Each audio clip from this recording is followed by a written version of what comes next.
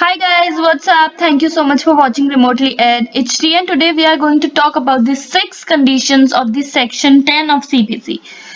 If you are excited to see this video, be sure to give a big fat thumbs up. So without any further ado, let's get started. So for attracting the provisions of section 10, the following conditions must be fulfilled. So the first condition for attracting section 10 is that there must be two suits and one previously instituted and the other is subsequent suit. So what it basically means, the previously instituted suit means suit instituted prior in time and not the one decided earlier. So in this case of Ranji Ram versus Nandlal, it was held that where two suits were instituted by the petitioner and the respondent and proceeded simultaneously, but the subsequently instituted suit was decided earlier and reached appellate stage.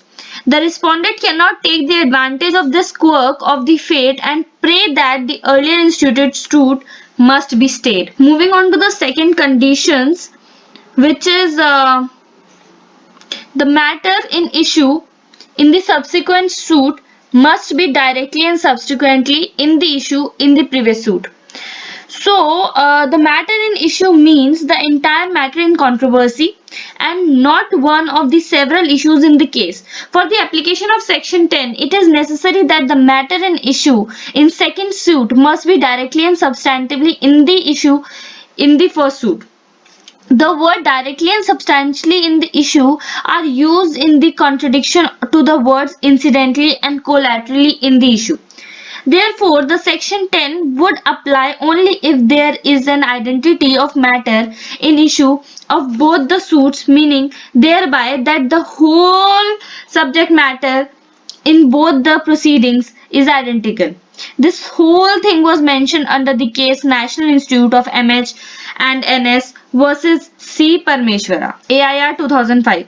Section 10 would only apply if there is identity of matter in issue in both the suits, that is, whole the subject matter in both the proceeding is identical. Subject matter in dispute and the matter in issue in both the suits need not to be identical in every particular case. It is enough if the matter of controversy in two suits is substantially same. It is not necessary for applicability of this section that all the issue in the prior instituted suit should also be in issue in the later suit.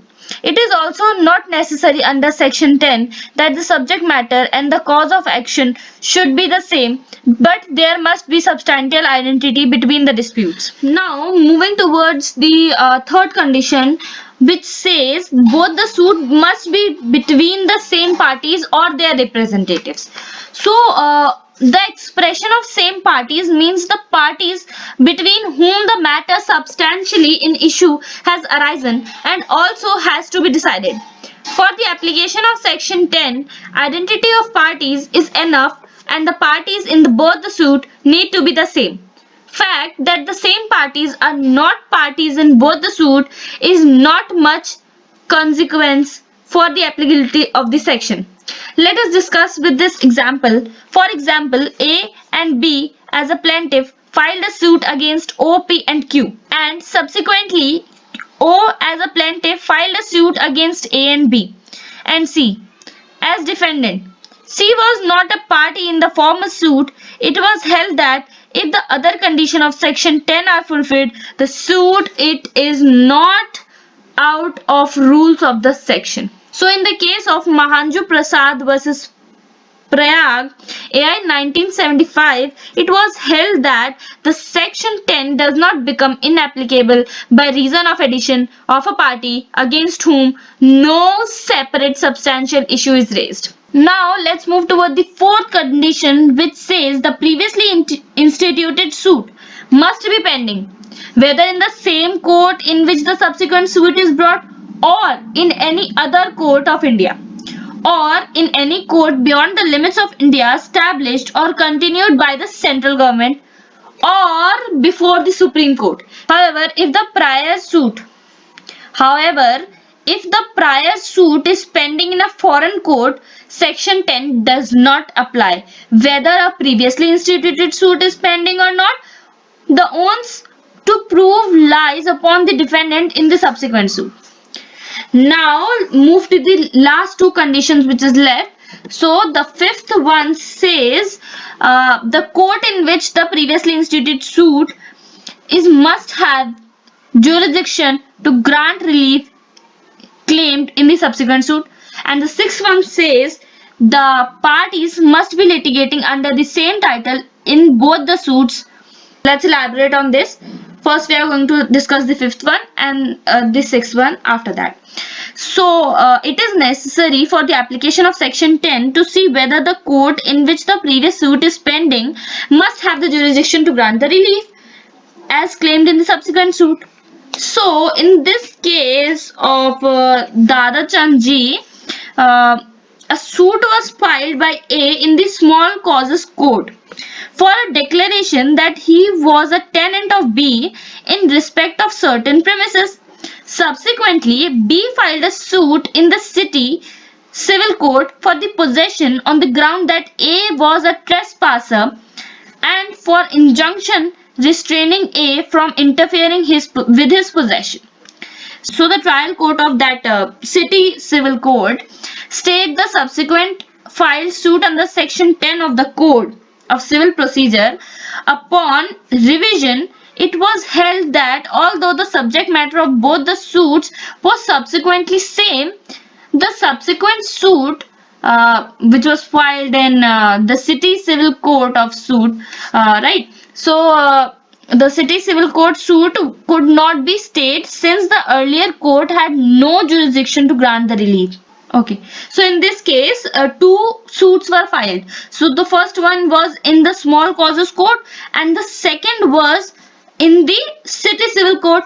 So here the city civil court suit, the suit which was filed in city civil court, could not be stayed since the earlier court has no jurisdiction to grant relief which were claimed in the subsequent suit under the presidency of Small Causes Court Act 1882 or the Bombay Rent Act.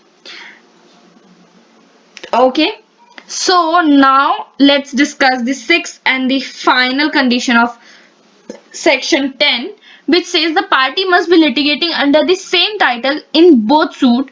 So let's have a look on this case, Venkateshwara versus Krishna. So in this case there was a partition suit. There was a partition suit and each party claiming that the suit property is joint and they are the co-owners of the same. If that issue is litigating in another suit and decided, it can be concluded that the parties are litigating under the same title. So hence we have done with the all six conditions. Now just went through a quick revision of all the six conditions. So here are the all six conditions. If you want to take a screenshot of this, you can take it off. So the first condition is there must be two suits, one previously instituted and the other is subsequent instituted suit. Second one is the matter in issue is in the subsequent suit must be directly and substantially in the issue in the previous suit. Third one says both the suit must be between the same parties or their representative. Fourth condition for this was the previously instituted suit must be pending in the same court in which the subsequent suit is brought or in any other court of India, in any other court beyond the limits of India established or continued by the central government and before the Supreme Court. So next fifth one says the court in which the previous suit is instituted must have the jurisdiction to grant relief claimed in the subsequent suit. And the sixth and the last condition of section 10 of the Code of Civil Procedure says the parties must be litigating under the same title in both the suits.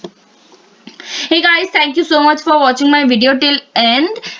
If you guys liked my video, then be sure to give a big fat thumbs up, and if you don't, then please dislike it and remember to add a feedback in the comment section so that we can improve upon it.